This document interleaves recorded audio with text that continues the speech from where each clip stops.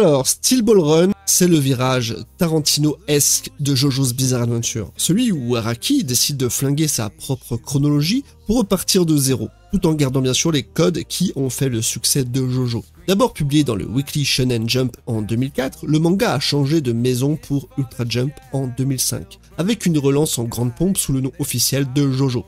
Pourtant, à la base, la rédaction voulait le faire passer pour une série totalement inédite. Petite manœuvre marketing pour ne pas faire fuir les néophytes en gros.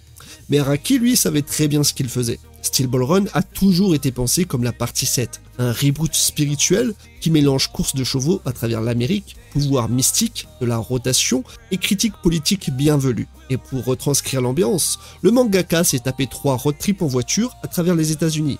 Ce qui l'a marqué, l'immensité du pays. Ce vide, cette impression que, si on a un ennemi au cul, on n'a nulle part où se planquer. C'est ce sentiment d'oppression sourde qu'on retrouve tout au long de la course. Une course où l'Amérique devient un terrain d'expérimentation narratif et visuel. Quand Steel Ball Run a enfin été annoncé en animé le 12 avril 2025, c'était pas juste une news, c'était une libération collective, 3 ans après Stone Ocean.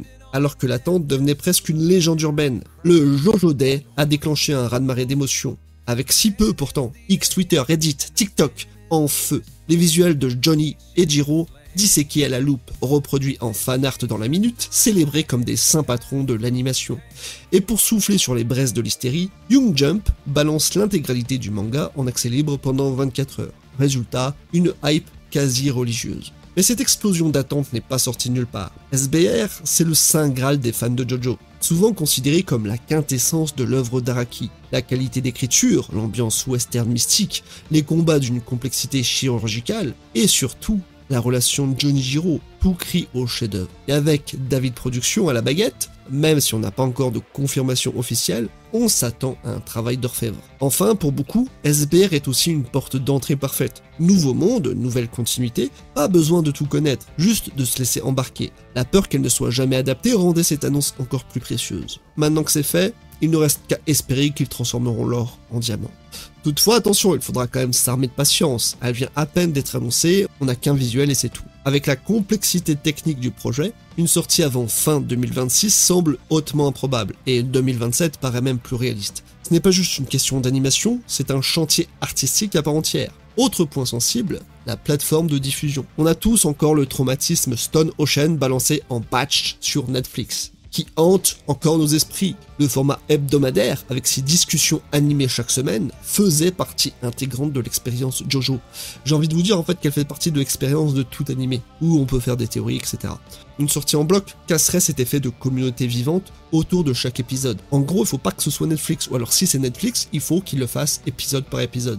Pour bien comprendre les choses, Steel Ball Run a donc connu une publication en 2 temps. D'abord dans le Weekly Shonen Jump, en 2004, puis rapidement transféré en 2005 vers Ultra Jump, un magazine donc mensuel orienté seinen. Ce changement de rythme a permis à Araki de poser une narration plus mature et contemplative. En tout, SBR compte 95 chapitres répartis dans 24 tomes, ce qui en fait l'une des parties les plus longues de JoJo. Si on base notre estimation non pas sur le nombre de chapitres, puisqu'ils sont en fait plus longs, mais bien sur les tomes, on peut faire une petite estimation de combien d'épisodes il y aura. Stone Ocean, par exemple, comptait 16 tomes pour 38 épisodes, Golden Wind, 17 tomes pour 39 épisodes, Diamond is Unbreakable, 18 tomes pour 39 épisodes. En moyenne, on est donc sur environ 2,1 à 2,3 épisodes par tome. En appliquant ce ratio à Steel Ball Run, on devrait avoir entre 52 à 55 épisodes. En gros, ce que j'en pense, c'est qu'il peut y avoir 2 cours de 26 épisodes ou 4 cours de 13 épisodes, un peu comme Bleach en fait. Et maintenant, je vais essayer de vous montrer un peu la popularité de l'œuvre. Sur MyAnimeList, par exemple, qui est un peu une référence, Steel Ball Run flirte avec les sommets. Un score moyen autour de 9,30, régulièrement classé dans le top 10 absolu des mangas, parfois même en numéro 1, talonné uniquement par Berserk, et ça faut le faire. Clairement, pour la fanbase occidentale, c'est JoJo à son apogée. Sur Reddit ou dans les sondages communautaires aussi, SBR revient constamment comme la partie préférée, en duel avec Diamond is Unbreakable ou Stardust Crusader pour certains. Johnny Joestar, lui, trône souvent dans le top des meilleurs JoJo, bien au-dessus de certains plus classiques. Mais au Japon, la réception est plus tiède. Là-bas, on reste attaché à l'ère Shonen Jump. Stardust Crusaders, Golden Wind et Diamond restent les chouchous. SBR plafonne souvent en 4e ou 5e position dans les sondages publics. Pourtant, Du côté des critiques japonais, c'est une autre histoire. SBR est salué comme une œuvre ambitieuse, mûre, presque littéraire. En clair, Steel Ball Run, c'est l'enfant prodige respecté, mais un peu trop cérébral pour cartonner au box-office local. Après, ce décalage s'explique par plusieurs choses. Déjà, il est lié au contexte culturel et narratif. L'univers de la partie 7 est résolument américano-centré. Une course à travers les États-Unis de 1890, des références au western spaghetti, à la politique américaine, à l'histoire religieuse chrétienne. Pour un public occidental, c'est presque familier, voire fascinant. On kiffe ça. Mais pour le lectorat japonais, ce cadre exotique peut apparaître froid, voire difficile à investir émotionnellement. Ajoutons à ça une ambiance plus lente, introspective et symbolique, très éloignée du modèle shonen classique, avec ses grosses bastons, ses punchlines et ses power-ups bien nets. SBR demande quand même de la patience, de la lecture attentive, de l'analyse même. Bref, ce n'est pas un manga de train de banlieue, mais plutôt un roman graphique qui se déguste. Et puis bien sûr, il y a le format, puisqu'il est passé de shonen à seinen, et donc il a changé de magazine. C'est surtout ça qui l'a rendu moins accessible pour le grand public. Là, pour l'Occident, on a souvent lu tout d'une traite aussi, faut dire ce qui est. Ainsi, adapter Steel Ball Run, c'est pas juste cocher une case de plus dans la saga JoJo, c'est un défi artistique monumental, même pour David Productions, pourtant vétéran de la franchise. Jusqu'ici, le studio a brillé, chaque partie a été un terrain d'expérimentation graphique, avec des poses flamboyantes, des couleurs en mutation façon trip psychédélique,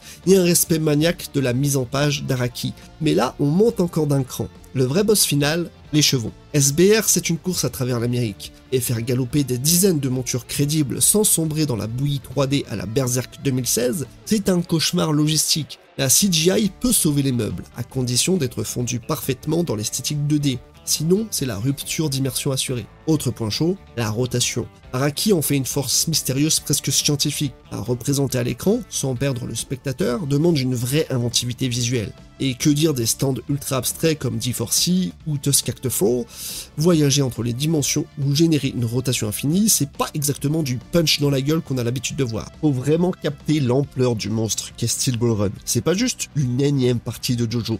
C'est le stade final de l'évolution d'Araki, genre son Super Saiyan Blue à lui, éveillé avec un stand. C'est l'œuvre où toutes ces folies, ses fulgurances et ses délires maîtrisés prennent leur forme la plus classe, la plus aboutie. On parle pas d'un simple manga ici, mais d'un couronnement artistique. Et ce couronnement, il transpire dans chaque arc, chaque duel, chaque silence chargé de tension.